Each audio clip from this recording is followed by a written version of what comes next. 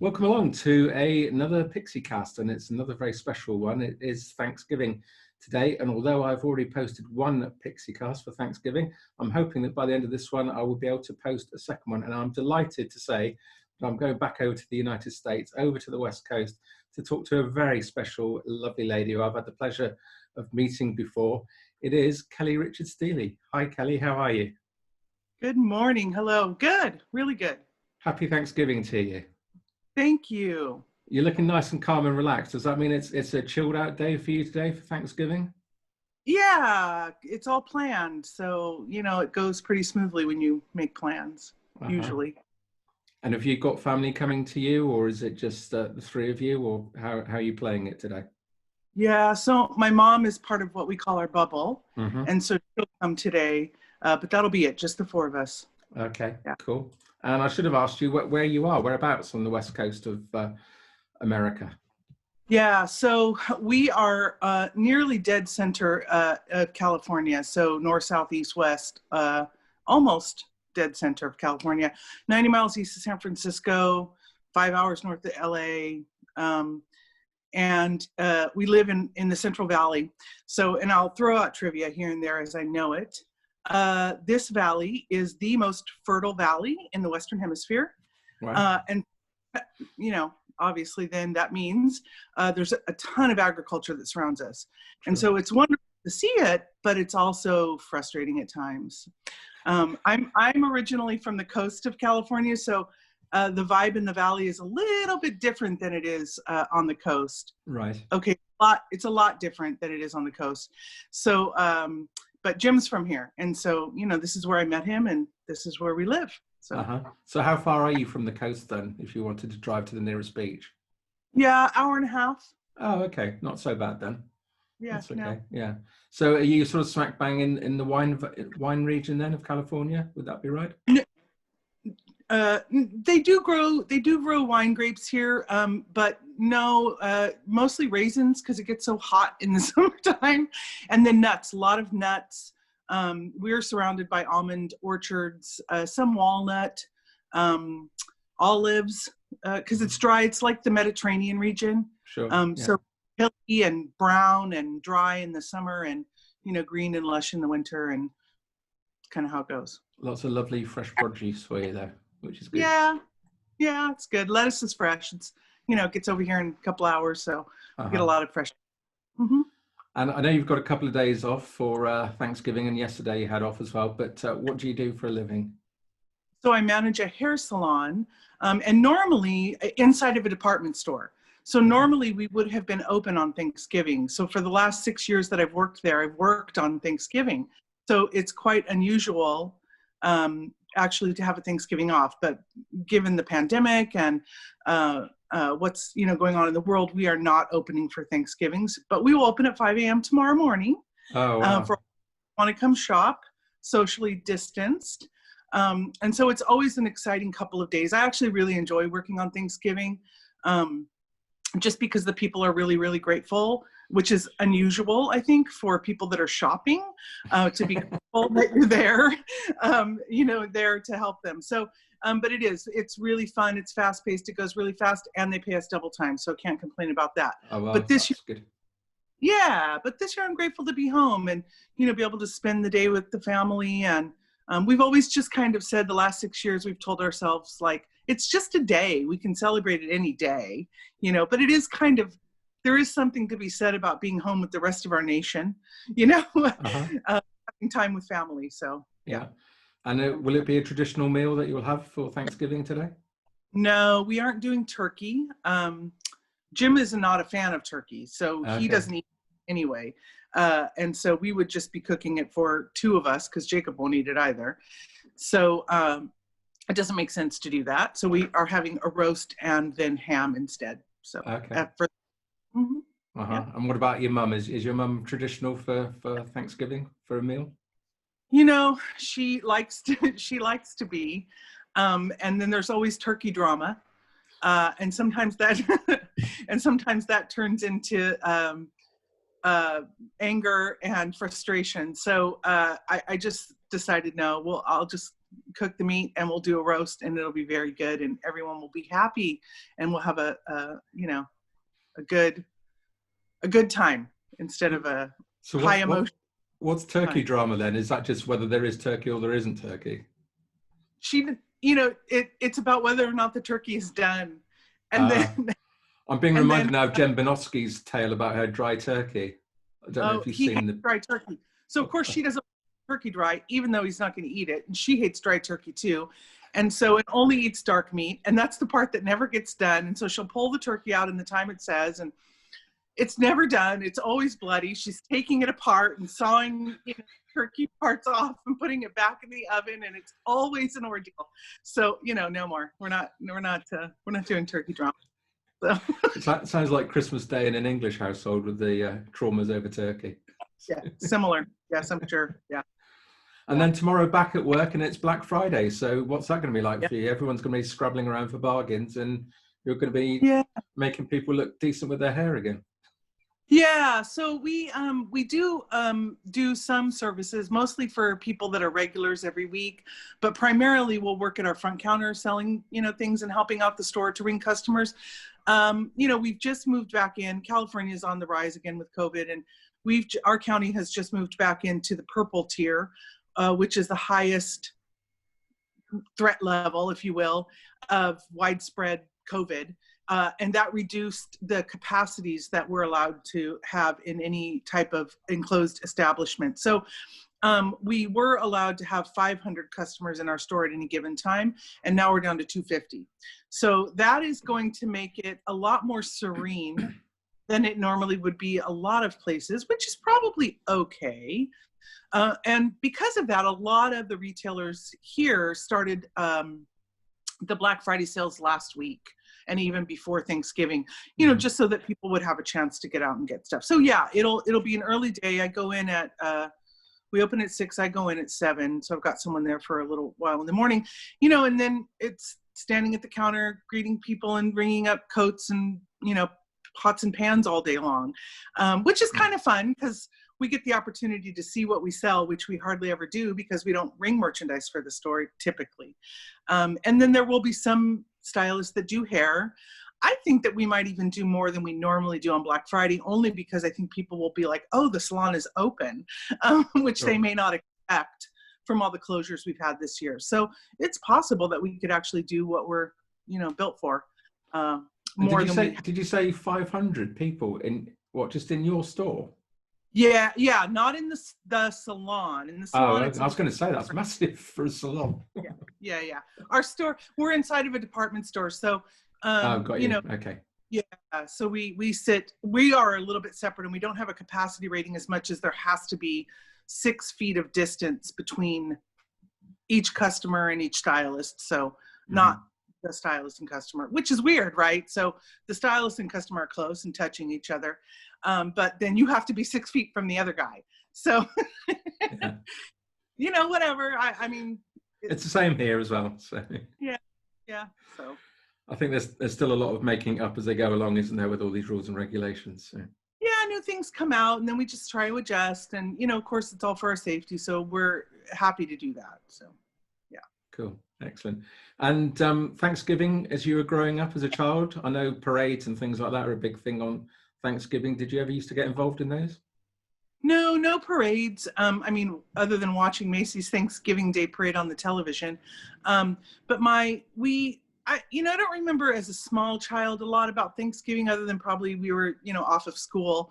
But in later years, my grandmother, my father's mother, whom I adore and adored, she went all out. I don't know that there was a vegetable that she didn't cook on Thanksgiving. So, and they would be things like creamed peas, which I have also made on Thanksgiving because I was hungry for them. And then there would be Brussels sprouts and corn, of course, and maybe 2 types of stuffing or dressing, and definitely a turkey and ham. And I mean, there just wasn't room for anything else on the table. She would set the table the day or 2 or 3 before. She would turn everything upside down so it wouldn't collect dust, as again, we're in the middle of, the dusty fields here. And then after dinner, there would be every kind of pie that you could imagine. So right down to mincemeat, which is a nasty, gross smelling, even not gonna ever taste it type of pie. But she would have, every and multiple, like do you mean mincemeat like like a savory pie or like a sweet pie, like we have mince pies over here? Yes, and traditionally, I think here it's someone can correct me if I'm wrong, but she would make hers from deer. Oh, okay. Yeah, so they would hunt, and then there would be deer meat in a pie, and that just no. I can tell by your face you weren't a fan. Not doing it. My dad was a hunter. And so, we all had to at least try things. Because, there were only two reasons that you killed things, right? You killed them if they were going to kill you, or if you eat it. Uh-huh. And so we always had to, it didn't matter what it was. We always had to at least try it. I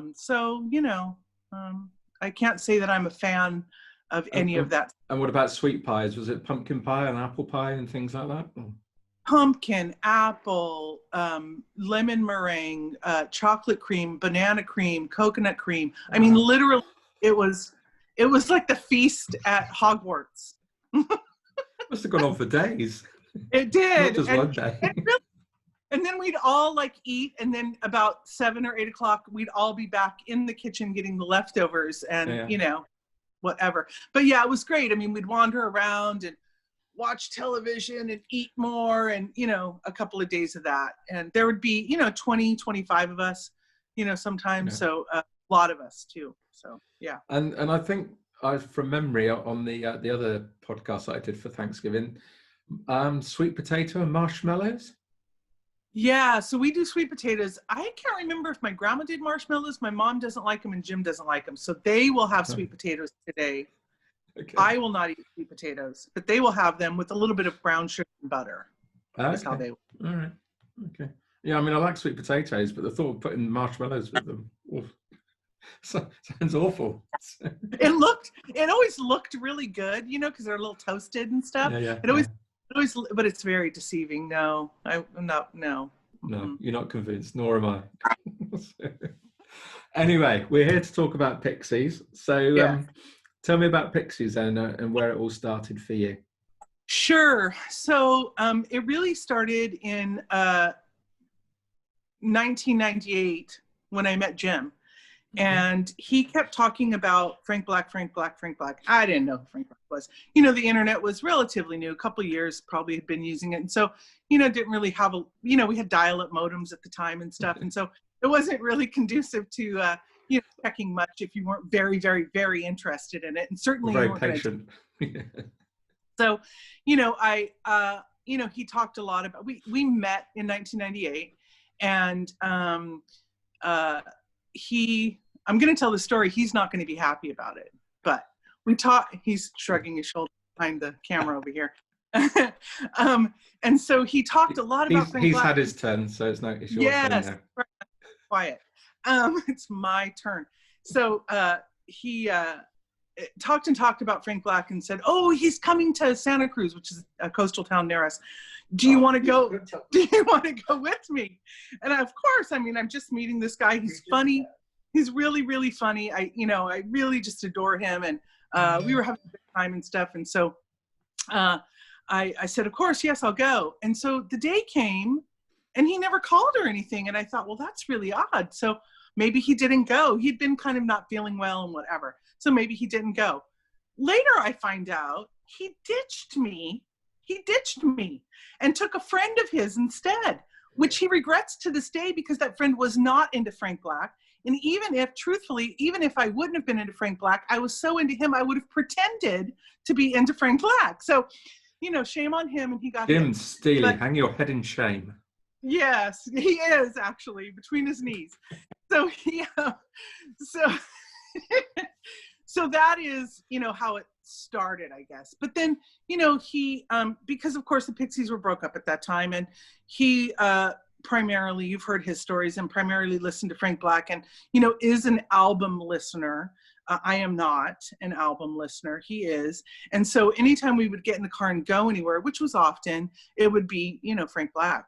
And so I started to learn the songs and know the songs and things like that. And then, of course, then my first introduction really to Pixies was when the reunion tour probably, and he started playing them. And so then I got familiar with, more of their music, although not very familiar.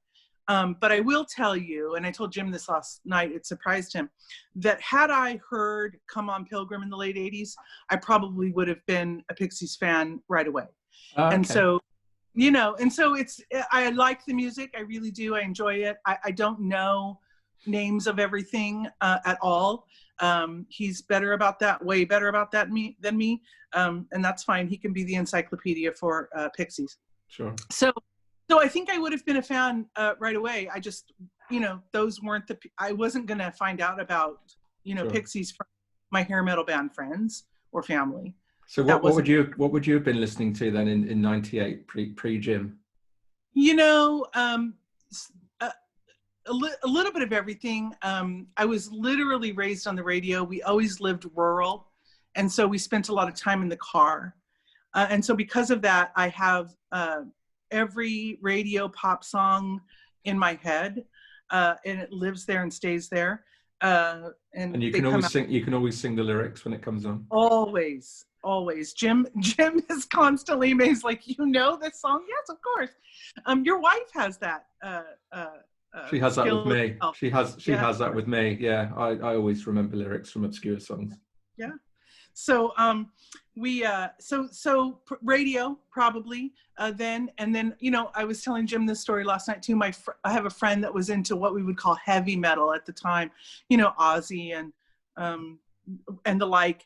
And we were young. I was 13 years old, and I used to think, oh no, because she had older friends, and they turned her on to Ozzy. And then there were stories about him that you couldn't verify or deny at the time, and really you just had to go with whatever lore was out there. And I used to think to myself, oh God, I just know. And we've been best friends since we're like 5. So, at this point, we've known each other more than half our lives.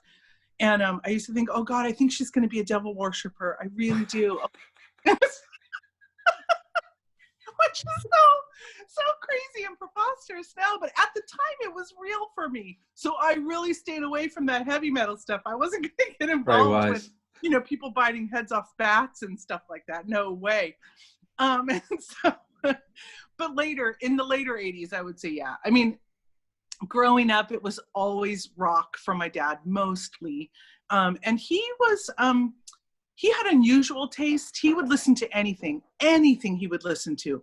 And like lots of different stuff. I mean, it would go from, I remember, all of ELO from the late 70s. And then in the 90s, he was listening to bluegrass. So, okay. I mean, he did everything, all of it, the whole gambit. And then my mother was more like, pop and R&B and things like that. So, some combination of that, and then things they would have never listened to, which would have been heavier rock and things like that. But had I had had we had a radio station that would have played Pixies, or had I had a friend that would have known about them, I would have loved the music. I mean, we loved Nirvana when it came out, so because it was different, right? Yeah. So I would have loved it. Yeah, would have loved it.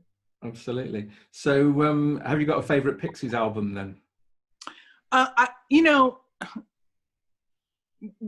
would have to say that it is Come On Pilgrim, only because I think that's the thing that struck me the most, is that's like early and really good, and catchy, and lots of swearing.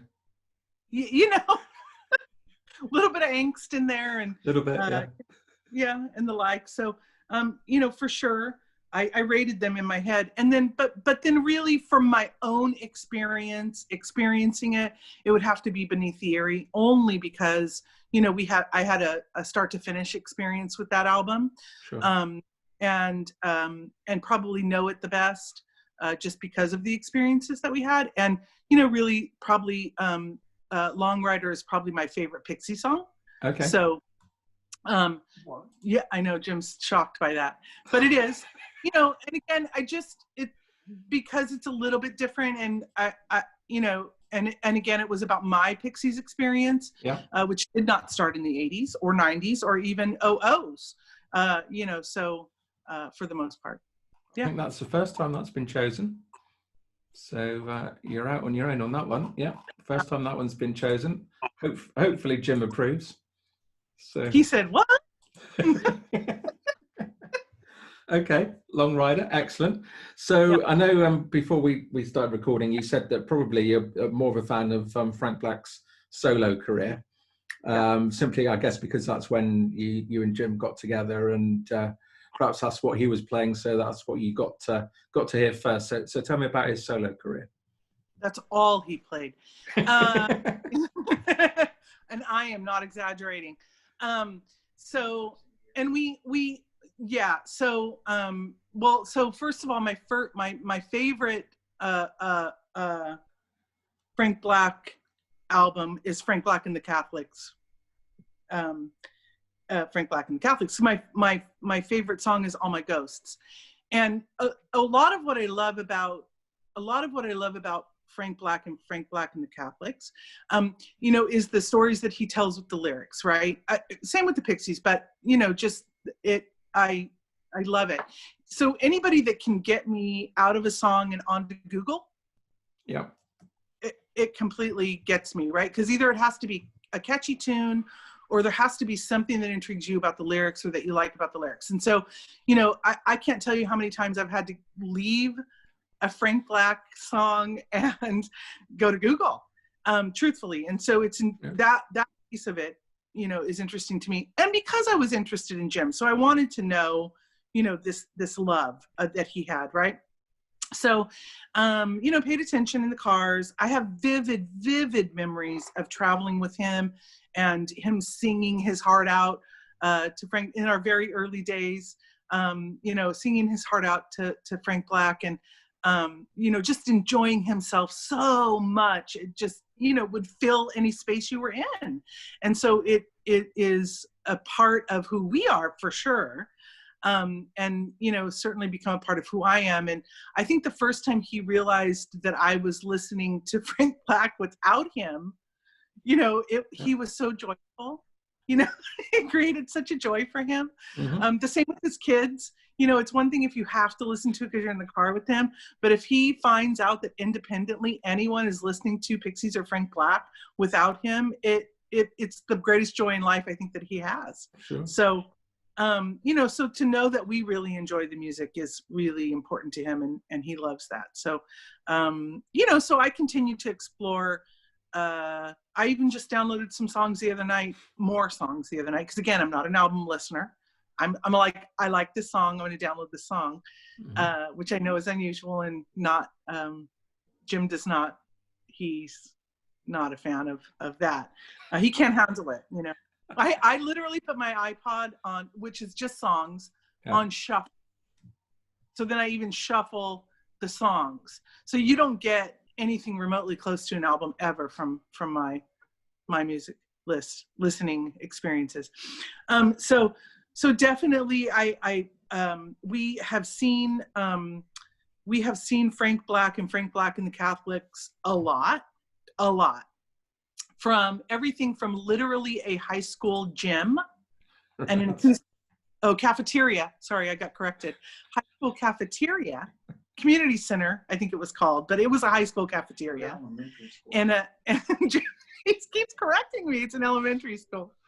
An elementary school cafeteria on an acoustic set to, I'm trying to think, the biggest show we probably saw was at Slim's in San Francisco, and maybe there was 1,000, 1,500, not even, probably 1,000 people, something like that. So with the Catholics. So, and everything in between. So we would try and collect the posters, and then usually every Christmas I would frame them for Jim. And you know, we have walls full of, you know, Frank Black every tour poster that there is. He actually commissioned a friend of his that was an artist to paint Frank Black. Oh yeah, I mean, he's got a tattoo on his leg. So I mean, we have all the experiences of this person. And when people say Charles Thompson, I don't even, Now more so I connect it, but at first I'd be like, who? I don't even know who you're talking about, because he's Frank Black to me. I don't see him any other way. Because of those experiences in our early dating days and onward, of seeing so many shows, little tiny clubs, not smoky, but they would have been if they allowed people to smoke. Teeny tiny, low ceilings, high stages, barely room for the instruments, and there he was, just, going for it. And what did your girlfriends and your family think about this, being you going off with this new man in your life, being dragged around to all these gigs to see the same group all the time, the same act? That's a great. I think if you know Jim, you get Jim, and you get that there's a bit of obsession, which is probably okay for them, because they know that I have, obsessions as well. So I think it would be safe to say that we sort of match, although different obsessions, that we sort of match in that way. And so, what my mom said about Jim, he's outspoken. I used to be way more outspoken than he is now. And so what my mom always said about Jim is that he was good for me because he would put me in my place. So I'm sure that they thought that anybody that could get me doing anything that wasn't my idea was probably good for me, right, I would say. So you've calmed each other down then, have you? Oh yeah, through the years, for sure. Yeah, for sure. Right. Yeah. It's a good way to put it. Brilliant. Okay. So you said you got lots of posters and that framed. And what about T-shirts and that? I think Jim certainly is into his T-shirts, isn't he? Are you into the T-shirts and that as well? Yeah, he's got a ton. I don't think I even own a Pixies T-shirt. Okay. I don't, or any. I have a group sweatshirt. I have the Wave group sweatshirt. That was, I think, the first one I ordered for myself. Jacob has a ton, so his closet's full. And Jim's, I don't even know. I don't even know if there's a count. I mean, he has group tees in multiple colors, same one. So, anyway, but I don't know if there's a count on that. You just get to launder them for him, do you? He does his own laundry, always has. I don't touch. There you go. Boy laundry. It's beautiful. Yeah, really, really beautiful. He's a good catch. He does dishes too. So he does dishes. Wow. Absolutely. Yeah. I know all of that. One package. You can stop hanging your head in shame now, Jim. I'm hearing good things about you. Okay, so and then obviously the band got together again, and that was your first opportunity to see Pixies live together, I guess. Do you remember the first time you saw them together? Well, it was sort of an accident, actually. I didn't see them in the early years. Jacob was little. So they got back together just right around the same time Jacob was born. So I was for sure not doing shows. Jim was. And actually, let me go backward a teeny bit. Jim had tickets to Frank Black. And I went into the hospital to have Jacob, and he couldn't go. So I have to start there. I have to start there with that. So, having a little one at home, and he couldn't go to the show, or he couldn't go to the hospital? I was crazy. No one was going to take care of Jacob the way that I took care of him. And so there was no way I was leaving my house to go see any band play, leave my baby, with anybody to go see any band play. That was crazy. Sorry. So anyhow, he sent the kids. And then, I'm sure he saw a show or two. And then the first time I would have even been close to seeing a show was in 2017 on their opening for the Head Carrier tour, right? Wow, I was surprising myself here. 16. No, it was 17. It was 16. It was 16? Yep. Okay, it was 16. It was 16. I'm almost positive it was 17 because he wasn't here. He wasn't. Oh, okay. Yeah. Okay. 16. I thought it was early 17. Anyhow, let's pick her a little, for the whole world to see. So, so we took Jacob to Legoland, which is down in San Diego, and then there was right. I know it was. I was right. 17. And we came back up to Pomona, and he was going to meet up with these people that he'd met in this group online. Doesn't sound at all weird, does it? No, not at all. Not at all strange. I mean, he and I met online, so, you know, we have some experience with that. But yeah, he was going to meet up with these guys that he met online, you know, whatever. And so then Jacob decided maybe he wanted to go see Pixies with his dad. And so then all of a sudden it turned into Jim trying to find an extra ticket for Jake to go. Jim was also meeting a friend there from here. Well, a friend that lived here that now lives in LA down there. And so he had a ticket, but this friend was coming and Jim wanted him to go to see the band with him. So, and then Jacob wanted to go. So he's buying last minute tickets at a premium for Jacob to go to the concert with him. And so, and then he's meeting up with these guys from this group, you know, that he joined on Facebook. And so, which would have been Hector, Dusty, and Kimball in line, but he missed meeting the Kimball. Usual reprobates, Yeah, right. So then we decided that I would drop him off so he could go meet these guys, right? And then that I would then come back later and drop Jacob off. He would meet him at the door with the ticket or something like that. I can't remember. And so then, but his friend from LA flaked out. And so he wasn't going to go. So now we're going to have to burn this ticket. So I said, okay, well, I mean, I guess this is my, you know, my way. I went. So all three of us went together. So we were in the back because of course we had Jacob. He was 9 at the time, 9 or 10 at the time, 10.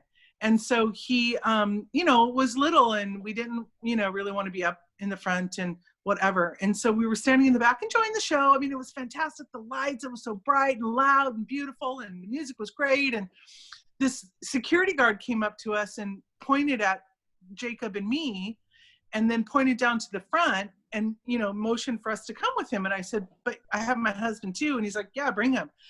And they brought us down to the front in these seats.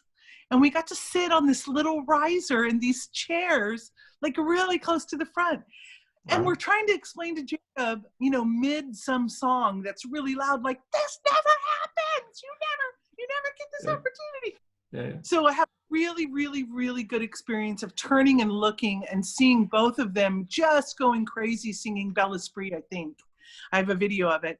And, you know, just the like joy in my heart from that moment is amazing. So so that was the first time I saw the Pixies, and you know, with my husband and my son, which is sort of a neat thing, you know. And then he talked a little bit about, you know, meeting these guys that he met, and, you know, whatever. And so then he would sit and laugh on the couch all the time. And I'd say, "What are you laughing at?" He's like, "Oh my God, these people, and they're so funny." And then he would bust up and like literally I thought tears would start coming from his face, and he would just be laughing all the time. And I think, my God, what is so funny? You know, as I'm sitting across the room, probably a bit curmudgeoned. Why is he having fun when I'm not? Yeah. And so then he comes up with this scheme of going to, he's gonna make this friends group. Going to make this friends group because they're trying to organize this thing called a happening or something.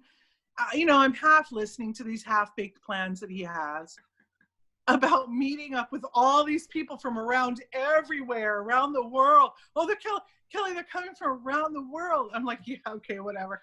You know, I'm a little more realistic and probably a little cynical at this point, right? And so he's going to do this happening thing, and he's got to create this other group to be able to talk about it, because like the main group's really about the band and the you know, and the music and stuff, and not really about this whole event that they're doing, and you know, whatever. And he hasn't invited us to come with him yet to Las Vegas. Like, he's just gonna go to Las Vegas and meet up with strangers that he knows from the internet, like without any plan of safety or anything else, right? So I'm like, well, are you even going to invite us? Well, I don't want to feel, but, you know, Jim feels a lot of pressure to make sure that everybody's taken care of, right? Sure. Yeah. It's what makes him kind of a good admin for the group. And so he would feel then pressured that Jacob and I would be hanging out trying to wait for him. And I said, listen, no pressure. We're going to do fun stuff. We're going to do our own fun stuff. You can do your own fun stuff. And then, but I'll know you're safe and all this. So we finally talked him into taking us with him. And we got there. And so we stayed off the Strip. How far is Vegas from where you live? 9 hours probably, if you stop for gas and stuff, driving. So we drove. It's an hour flight or about a 9 hour drive. Okay. So we drove. It was great. The drive was great. We got down there. And so the first night we were there, or second night we were there. Anyway, he was doing his gathering at one of the hotels. He had arranged it through, the nightclub or bar or whatever. And so Jake and I were just going to go like ride the, boats at the Venetian inside in Venice. Yeah. So, and then you're distracting me. Sorry. Yeah, he's over here giving signs. Anyway, so he's going to this thing. So we keep kind of milling around outside, like, is he ever going to be done? Putting the pressure that he didn't want on him. Fine. No. So he leaves early because of us, doesn't get a chance to meet everyone. I feel sad. The next day or a couple days later, so then I drop him at the show. We go back to the room. The following day, we go on a family thing up to Utah. We're coming back and he's like, oh, by the way, I was wondering if we could stop by this house because they want to interview me for this podcast. Oh, podcast. And there's get them all the time. All these people are sharing. And I'm like, that doesn't sound right. I'm like, really? No, we're not doing that. I don't know. Whatever. And so finally I think to myself, Kelley, just do it. Andrew, when I tell you it was one of the best decisions, I'm going to tear up because it literally one of the times when I just surrendered to whatever Jim wanted, which is rare, and went with it and thought, okay, just be open. Yeah. You're going to meet new people. It's going to be okay. It's going to last an hour. You're going to be done. And the experience that not only I had there, but how they treated Jacob and how they interacted with Jim, I know everybody has their own experience of that, having met people in person. Yeah. And it was profound, the experience that I had there. And the people, that we had the opportunity to interact with, and how normal and natural, and how it felt like you've known them your whole life. And I wasn't even connected to them, with the band, just as people, right? Mika had come out and talked to me outside, and to find out like sort of what she did for a living, and here she was, in Las Vegas meeting up with these strangers, and then Anna, and of course Hector, and Kimball, and Mandy, and Adele, and you're just meeting all these people, and it's like, oh my God, you really are from all over the world, and you're really nice people. It was unbelievable, which has literally shaped the last, how many years since then? 4 years of our life. It's literally shaped the last 4 years of our life. And so it's so amazing that we're having this talk on Thanksgiving, because it is literally one of the things that I am the most grateful for and thankful for is the group, the main group, that Pixie started, and that branched off into the Friends group, which is, as everyone has said, our safe haven and the place where you go, and the laughs that you get there, and the care, and there's just no way to describe it. And you talk to people outside of the group about it, and they do think you're a little nuts, and that it is a little fish. But if you're there, you don't feel that way at all.